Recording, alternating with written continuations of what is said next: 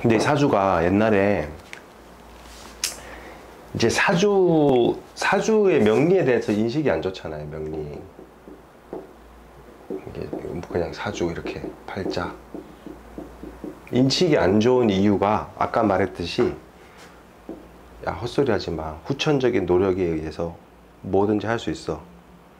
옛날에 그 정수라 아줌마의 그 노래 가사 원하는 것은 무엇이든 될 수가 있고 뭐 아 대한민국 이런 노래 있었잖아요.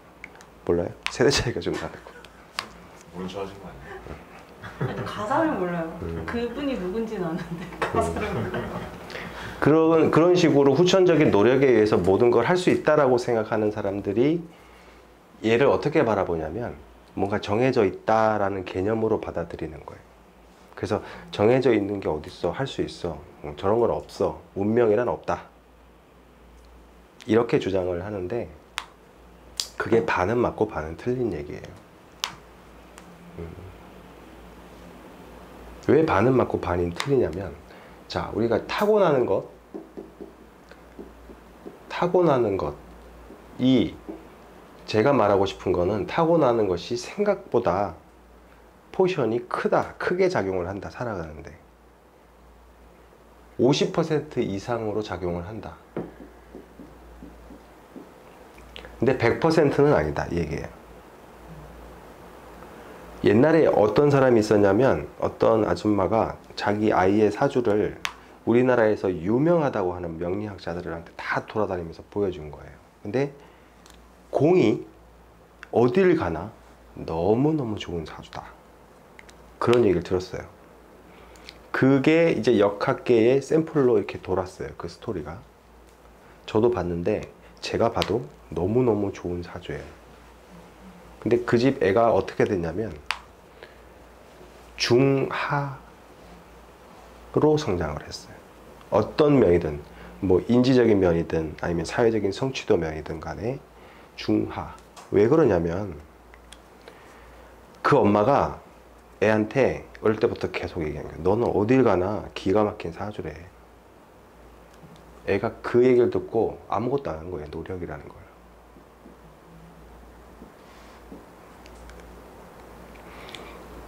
노력이라는 거를 무시를 하는 건 아니에요. 명리에서는.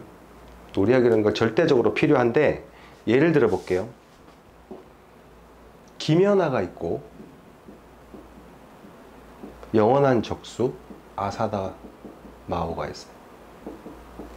둘이 나이도 똑같고 같은 종목이고 영원한 라이벌이었잖아요. 그런데 항상 김연아가 어디 대회 가면 얘를 이겼잖아요. 대부분. 그러면 아사다 마오의 노력이라는 것이 김연아보다 적었느냐? 그건 몰라요. 여러분들이 이름은 기억을 못하겠지만 캐서린이라는 피겨스케이팅 선수가 있어요. 항상 3위, 얘네가 나오면 항상 3위를 했던. 근데 얘가 김연아보다 노력을 적어서 항상 3위를 했느냐? 그건 아니에요. 이 첨예한 세계적인 선수들, 이 사람들의 노력이 김연아가 훨씬 컸을 거야? 이렇게 단정 지을 수 없다는 거예요. 셋 다 노력을 했죠. 어쩌면 얘가 항상 3위였던 얘가 이 두 사람보다 훨씬 더 노력을 했을지도 몰라요. 그죠? 이 얘기는 뭐냐면 이런 케이스 똑같은 어떤 기본적인 수준 이상의 노력을 하는 사람들이 경쟁에 붙으면 운이 좋은 사람이 이기는 거예요. 그런데 여기에 들어갈 만한 기본적인 노력조차 하지 않은 사람들은 아무것도 안 되는 거예요. 우리가 예를 들어 볼게요. 내가 기타를 치고 싶어요. 기타를 너무 연주하고 싶어. 근데 진짜로 레슨을 받으면서 한 5년 정도 연습을 했어요. 그럼 내가 기타를 잘 치겠죠? 그런데 내가 콩쿨에 나가면 이길 수 있을까요? 그건 아닌 거예요. 콩쿨에서 나가서 이기는 건 아니에요. 나 혼자 랩 기준으로 봤을 때 연습을 안 하던 5년 전에 비해서 연습을 한 후가 더 잘할 수 있겠지. 그런데 내가 노력한다고 해서 콩쿨에 나가서 비딩을 했다. 근데 내가 거기서 우승한다. 이거는 말이 안 되는 얘기죠. 그래서 사람이 노력을 통해서 할 수 있는 부분은 분명히 있지만 어떤 레벨을 넘어갔을 때는 다른 것들이 작용을 한다. 그게 사주예요. 나 혼자 하면 잘할 수 있죠. 피아노도 배우고 싶으면 한 10년 동안 열심히 하면 피아노도 배울 수 있겠지. 그러나 다만 내가 피아니스트가 되겠다 하고는 좀 다른 얘기예요. 그래서 노력이라는 걸 무시하는 건 아니고 사주에서는 반드시 기본적인 노력은 필요하다고 보고 그 이상의 어떤 성취물을 내겠다. 그때는 각자의 사주와 운의 싸움이다. 이렇게 봐요. 그 다음에 아까 주셨던 질문하고 연관되는 건데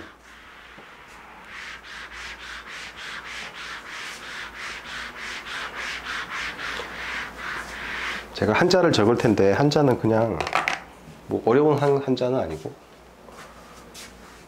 제가 이제 용어를 소개를 시켜드리려고 하니까 이게 명리에서 그냥 흔히 하는 말이에요. 자,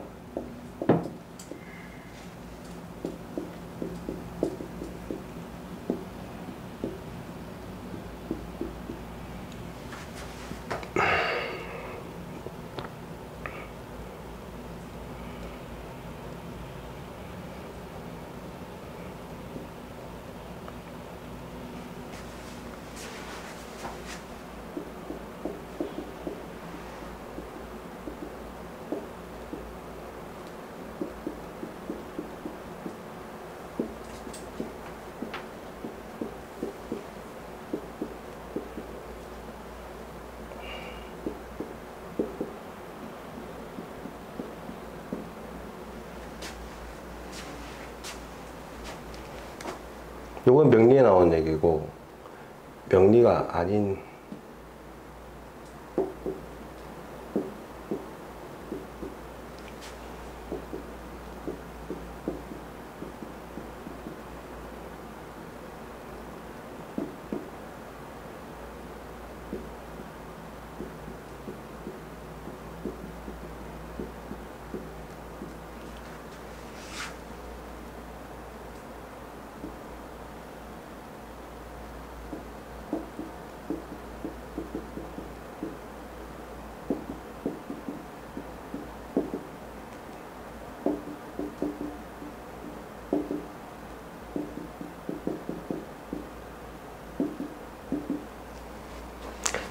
이 얘기가 뭐냐면 사주는 불여, 뭐보다 못하다. 관상보다 못하다. 사주가 관상보다 못하고 관상은 심상보다 못하다. 사주 불여 관상. 사주보다 관상이 낫고 얼굴상이 낫고 얼굴상보다 마음의 상이 낫다.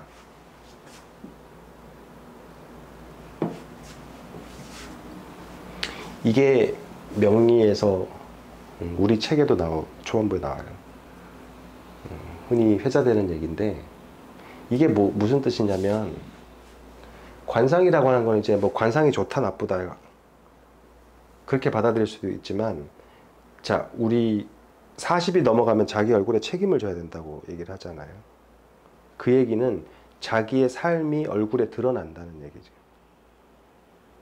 근데 그런 얼굴에 드러나는 상보다 심상, 마음의 쓰임이, 마음의 상태가, 마음의 모양이 이런 것들을 다 능가한다는 얘기예요. 그래서 가장 중요한 게 마음이란 얘기예요. 이거는 사주에서도 나오고 관상에서도 나오고 동양의 이 술학과 관련된 학문에서는 이런 얘기들이 왕왕 나와요.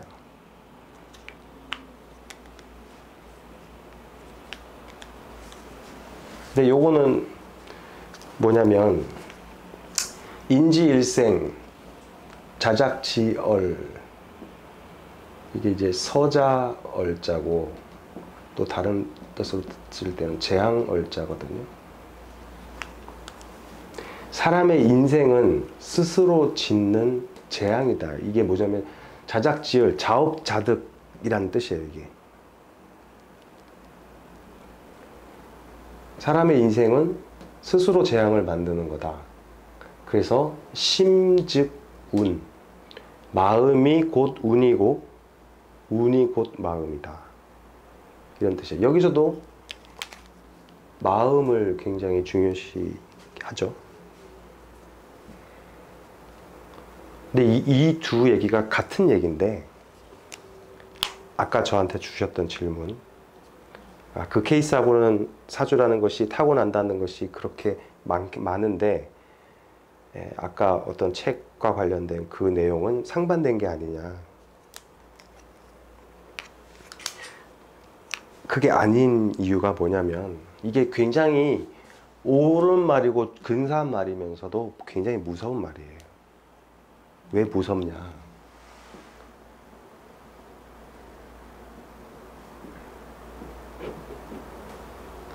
마음이라는 게 어떤 식으로 동작하냐면, 예를 들면 이런 거예요. 똑같은 좌절 상황을 겪었어요. 예를 들면 뭐 가족 중에 누가 불의의 사고로 먼저 떠나보낸다든지, 그런 케이스들 많잖아요. 똑같은 좌절 상황을 맞이했을 때 사람들의 반응이 다 다르죠. 어떤 사람은 거기에 빠져서 굉장히 많은 세월을 허비하는 사람이 있고, 어떤 사람은 또 평생 그걸 못 잊으면서 사람이 변하는 케이스도 있고, 또 어떤 사람은 시간이 좀 지나고 나니까 훌훌 털고 일어나서 다시 본연의 모습으로 가는 사람이 있고, 이 차이라는 것이 이렇게 어떤 일을 가지고, 이벤트를 가지고 거기에 반응하는 사람들의 마음이 다 다른데, 왜 다른가? 마음이, 사주가 곧 마음의 동작 메커니즘을 결정하더라는 거예요. 마음만 내가 잘 컨트롤할 수 있으면 운도 개척할 수 있고 내 사주도 극복할 수 있고 모든 걸 극복할 수 있는데, 조금 더 깊이 들어가 보면 그 마음의 동작 방식이라는 것이 어디서 나오느냐? 사주에서 나오더라는 거예요. 그런데 그럼 돌고 도는 거잖아요, 이 얘기가. 근데 여기서 인위적으로 내가 내 사주를 봤을 때, 나는 이런 메커니즘으로 잘 선택을 해 라는 걸 알고, 나의 강점과 약점을 파악을 해서 내가 마음을 바꿔 먹어서 애써서 노력하는 거, 그러면 운을 극복할 수 있어요. 사주도 극복할 수 있고. 나를 알아야 된다는 얘기죠. 그렇죠. 나를 객관적으로 알아야 되겠죠. 사실은 내가 내 마음을 다스릴 수 있으면 다른 거 아무것도 필요 없어요. 내가 바뀌면 세상이 달라지는데.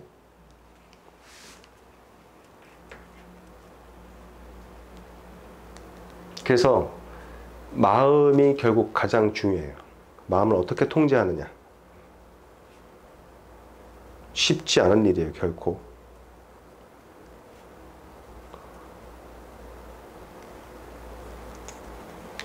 근데 불가능한 일은 아니죠. 어렵지만 가능은 해요. 결국은 많은 리소스가 들 거예요. 개인적인 의지도 많이 들 거고, 시간도 들 거고, 노력이 많이 들 거예요. 피눈물을 흘려야 돼요, 마음을 바꾸려면. 내 마음이 바뀌면 나머지 것들은 다 바뀌어요.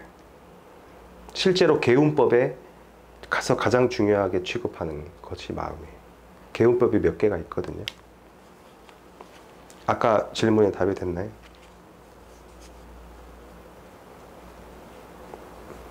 안 됐나 보네. 제가 그 책을 안 읽어봐서 사실. 그 책의 내용은 뭐냐면, 읽어보셨어요? 해빙?